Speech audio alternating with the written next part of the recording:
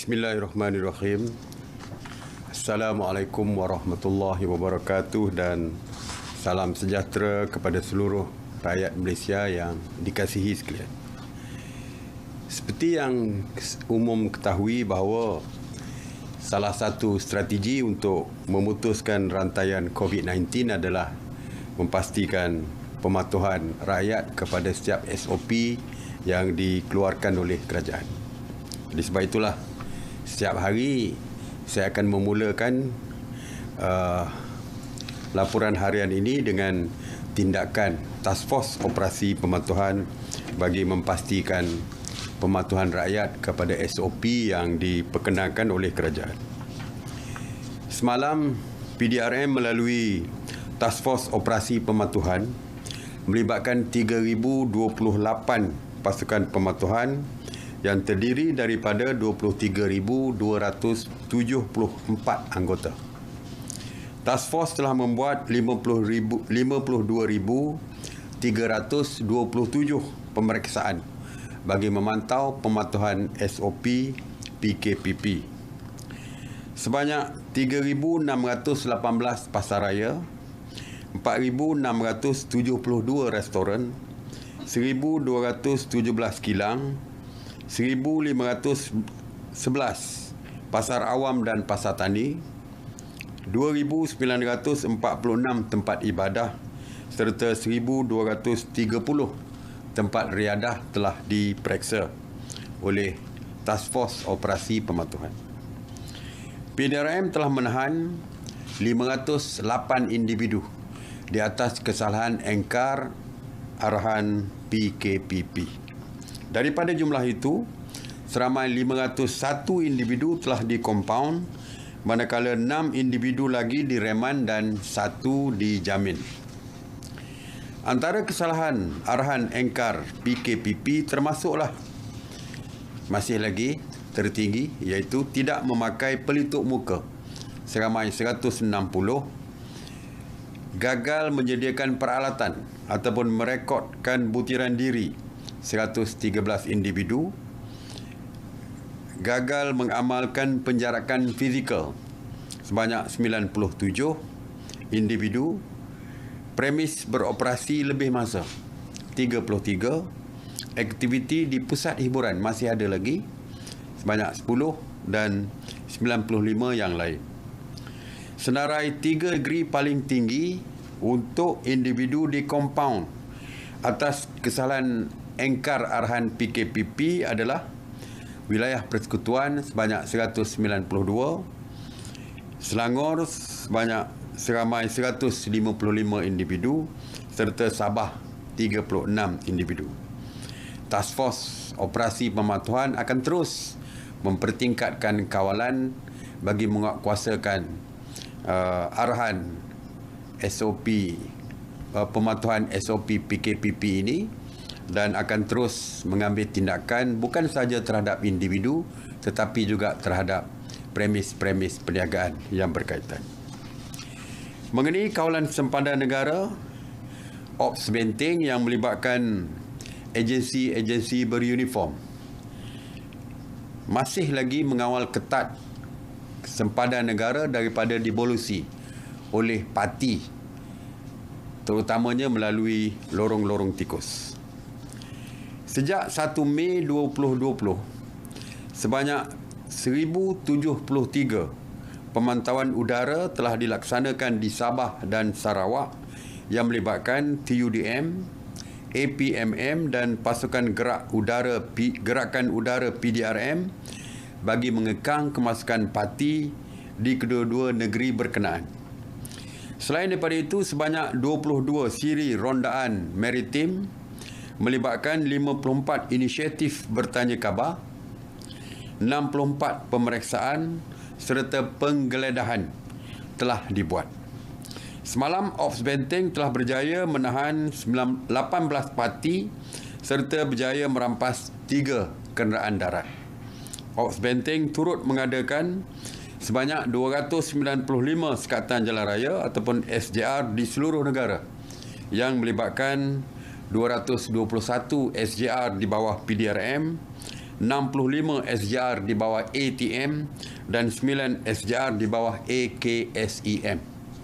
Suka juga saya nyatakan, jika nampak ada pengurangan di segi jumlah tangkapan, saya dah sebutkan bahawa kaedah kita kali ini lebih kepada kaedah mengusir daripada menangkap mereka, kerana kita akan menanggung kos yang tinggi untuk menjaga mereka dan juga dalam masa yang sama membahayakan kerana kemungkinan mereka membawa virus penyakit COVID-19. Jadi sebelum mereka masuk ke kawasan sempadan, kita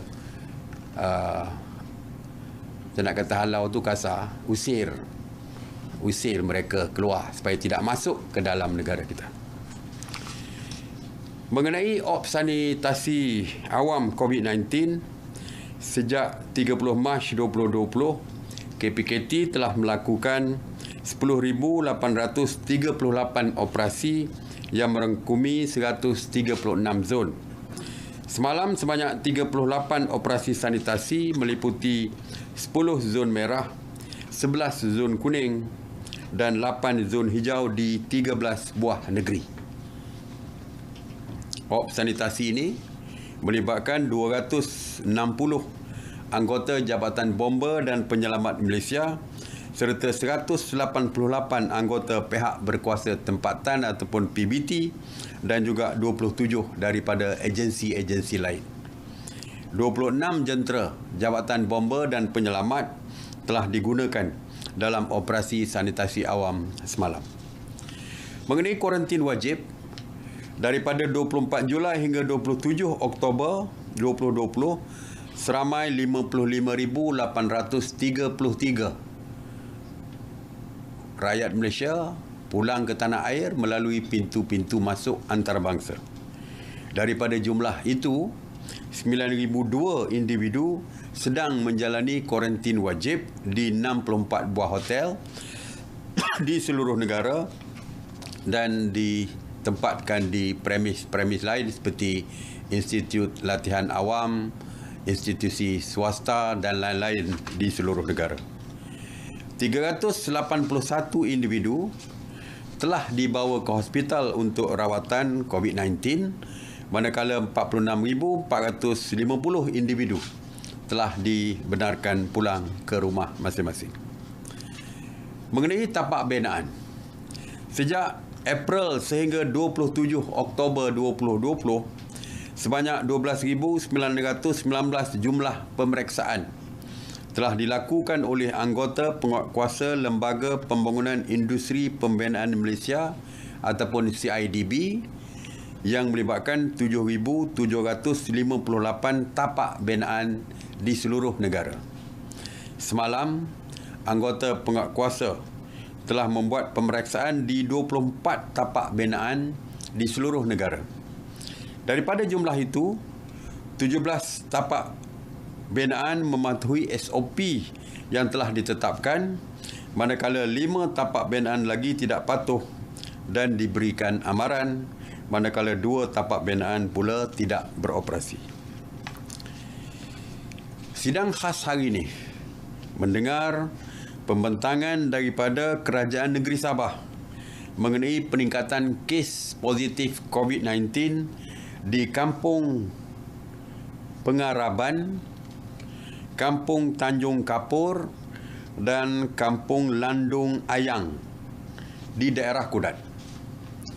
Mengambil kira peningkatan kes di ketiga-tiga lokaliti ini dan di atas nasihat Kementerian Kesihatan Malaysia, sidang khas hari ini bersetuju untuk melaksanakan Perintah Kawalan Pergerakan Diperketatkan ataupun PKPD di Kampung Pengaraban, Kampung Tanjung Kapur dan Kampung Landung Ayang di daerah Kudat mulai 30 Oktober 2020 sehingga 12 November 2020.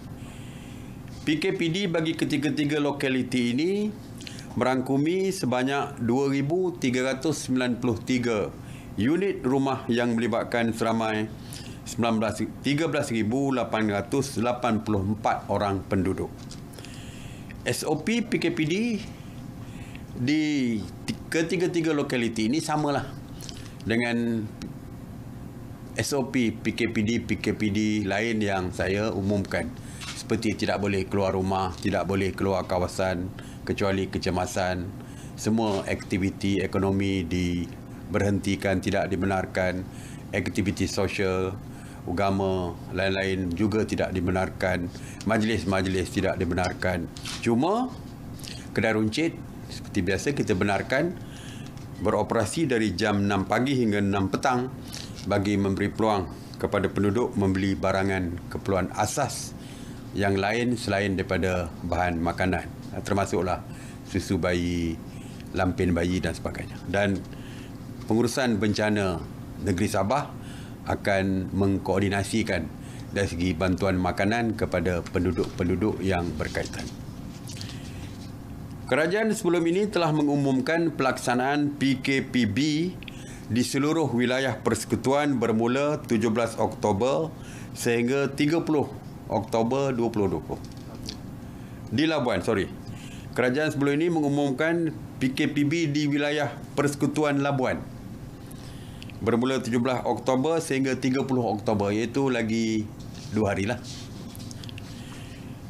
KKM masih meneruskan saringan secara bersasar kepada penduduk di Labuan dan sehingga kini masih terdapat peningkatan kes positif yang dikesan di kalangan penduduk wilayah persekutuan Labuan. Oleh itu, sidang khas hari ini di atas nasihat Kementerian Kesihatan bersetuju untuk melanjutkan lagi tempoh PKPB di wilayah persekutuan Labuan selama 14 hari lagi bermula 31 Oktober 2020 sehingga 13 November 2020. Jadi itu saja yang saya nak sampaikan hari ini. Sekali lagi sebelum saya membuka kepada soalan, sekali lagi lah nasihat saya bahawa kes masih lagi berlaku di sekitar kita. Beberapa tempat telah pun diisytiharkan sebagai kawasan PKPD, bermakna kes meningkat di kawasan tersebut, dan beberapa tempat lain kita juga sedang meneliti, sedang dianalisa oleh Kementerian Kesihatan sama ada diperlukan pengisytiharan PKPB ataupun PKPD. Jadi bermakna seperti saya sebutkan bahawa virus COVID-19 masih berada di sekitar kita. Oleh itu, kitalah yang mampu untuk mengekang wabak ini. Kitalah yang mampu untuk memutuskan rantaian wabak ini. Dan caranya adalah kita sebagai rakyat Malaysia memainkan peranan secara bersendirian, mengawal, membuat kawalan kendiri, mematuhi setiap SOP yang dikeluarkan oleh kerajaan. Tidak perlu, bukan kita perlu takut kepada penguatkuasa undang-undang semata-mata, tetapi yang penting adalah tanggungjawab diri kita untuk menjaga kepentingan dan keselamatan diri kita, keluarga kita serta masyarakat di sekeliling kita. Oleh itu, patuhilah setiap SOP yang dikeluarkan oleh kerajaan, amalkan kawalan kendiri bagi memastikan diri, keluarga dan masyarakat di sekeliling kita selamat. Terima kasih. Saya buka kepada soalan. Hana dari RTM, semalam Menteri Kesihatan dalam PC dia cakap mengenai NGO yang bagi bantuan tanpa kerjasama KKM dan tak patuh SOP, terutama di Sabah sehingga menyebabkan ada yang mencetuskan kluster. Jadi apa pemantauan kerajaan? Yang pertamanya nak ucapkan terima kasih. Ya, kita amat berterima kasih kepada keprihatinan NGO ini yang mengambil inisiatif untuk membantu masyarakat di sekitar kawasan-kawasan di seluruh negeri Sabah ini, ya, di kawasan-kawasan mana sekalipun. Kita terima kasih. Walaupun keselamatan mereka perlu mereka jaga. Banyak kawasan-kawasan Sabah, hampir keseluruhan daerah telah pun menjadi zon merah. Dan kita tidak tahu di mana siapa, ya, yang menjadi pembawa kepada virus ini. Sebab itulah saya harap bagi menjaga keselamatan mereka perlulah berjumpa dengan Kementerian Kesihatan untuk mendapatkan nasihat mereka supaya sebelum mereka mengedarkan barangan yang barang-barangan keperluan tersebut di daerah-daerah atau di mana-mana kawasan di Sabah, mereka perlu dipastikan dulu bahawa kawasan itu selamat, ya, untuk menjaga kepentingan mereka. Bukan kita nak halang sesiapa pun. Saya dah kata terima kasih banyak.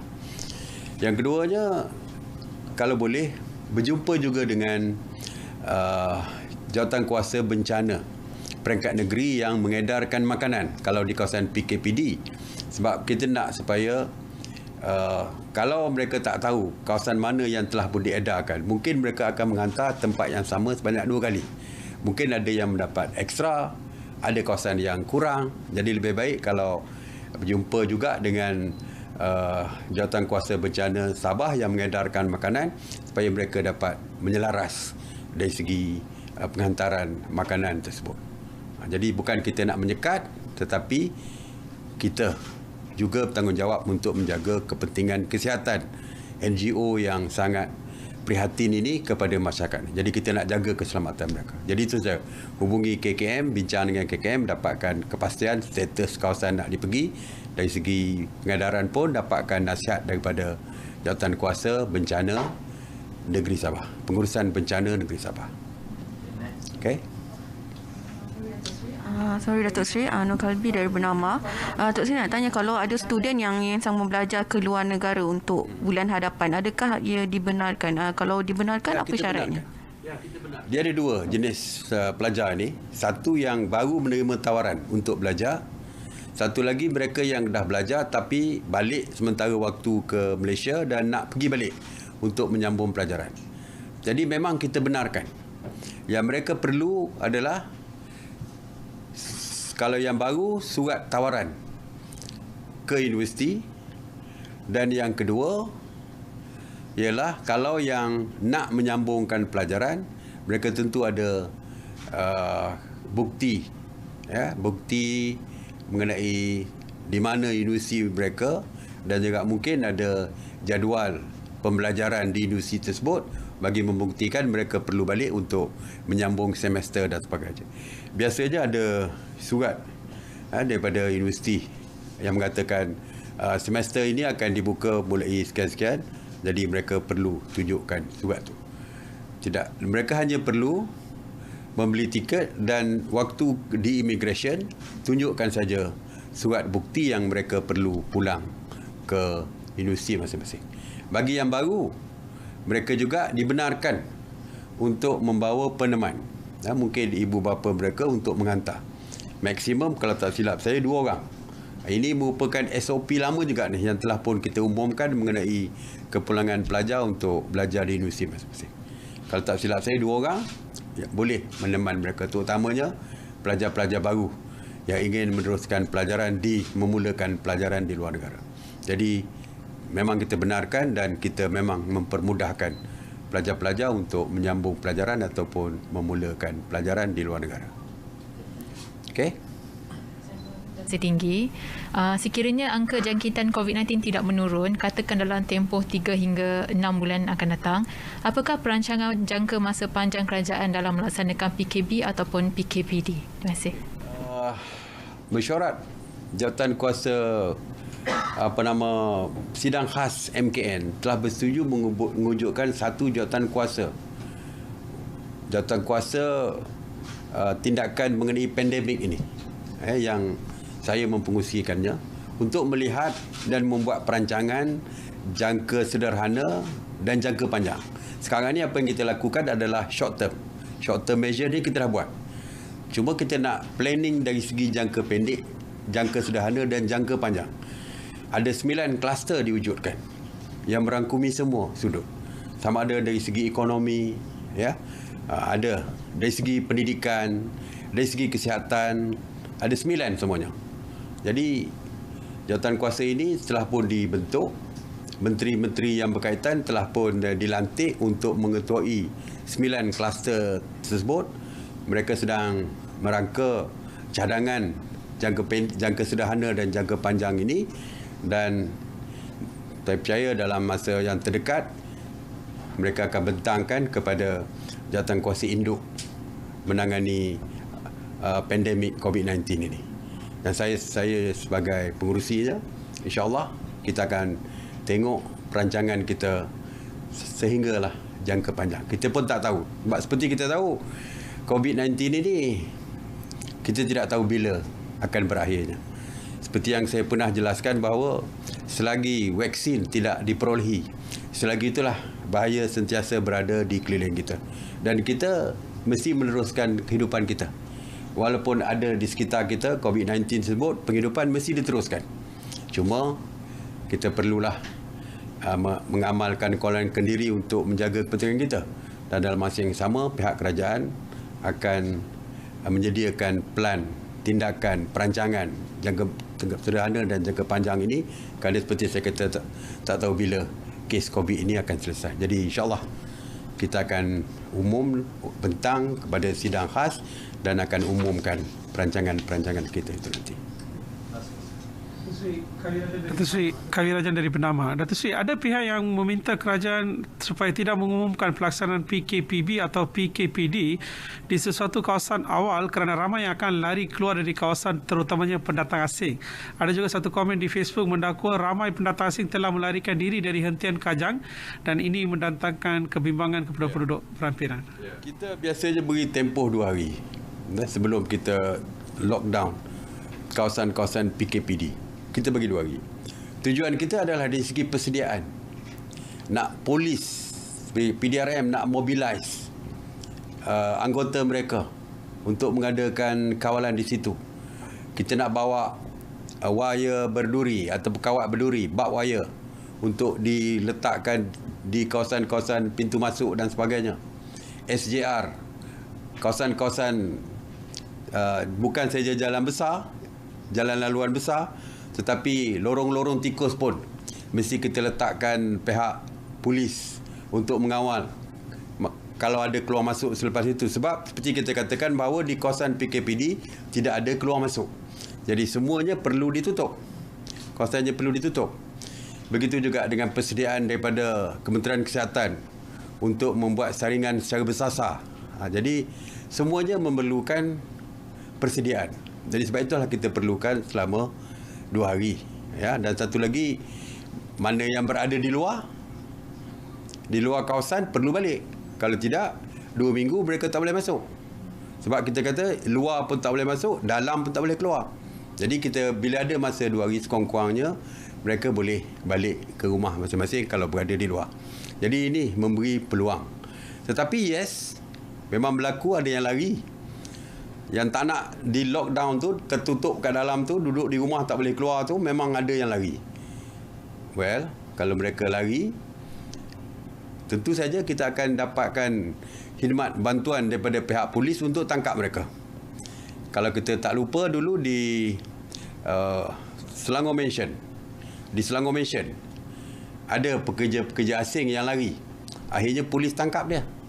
Dan saya nak maklumkan, polis tangkap bukan setakat bawa balik, tapi mungkin akan dibawa ke balai polis dan akan diambil tindakan yang lebih serius lagi.